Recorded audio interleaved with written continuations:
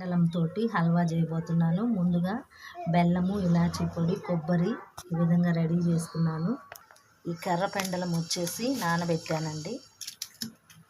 కర్ర పెండలం దుంపతోటి తయారు చేసిన సగ్గుబియ్యం అన్నమాట.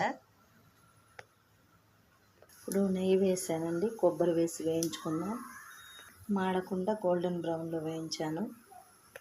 ఈ నేతిలో ఈ కర్ర పెండలం వేసి బాగా వేయించాలండి. నానబెట్టాం కదా, బాగా వేగనిచ్చి తర్వాత బెల్లం పొడి, ఇలాచీ పొడి వేసుకోవాలి. కొంచెం సేపు అలా ఉడకనించాలి చిన్న మంట మీద. తర్వాత బెల్లం పొడి, ఇలాచీ పొడి వేస్తాను. చూసారా, ఇలాగా నెయ్యి అంతా సపరేట్ అవుతుంది కదా. ఇప్పుడు మనము బెల్లంని యాడ్ చేసుకుందాం ఫ్రెండ్స్.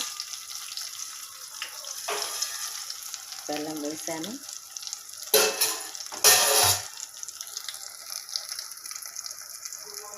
చూసారా, ఆ బెల్లం అంతా కూడా చక్కగా కరిగి ఆ నెయ్యి ఆ సగ్గు బియ్యానికి బెల్లం ఇలాచి ఫ్లేవర్ పట్టాలి. పట్టిన తర్వాత మనము గార్నిష్గా ఎండు కొబ్బరి తీసుకున్నాం కదా ఫ్రెండ్స్.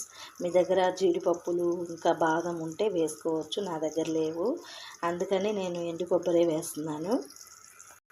ఎంతో టేస్టీగా హల్వా రెడీ అవుతుందండి. నేను ఎండు కొబ్బరి కూడా వేసాను నేతిలో వేయించి.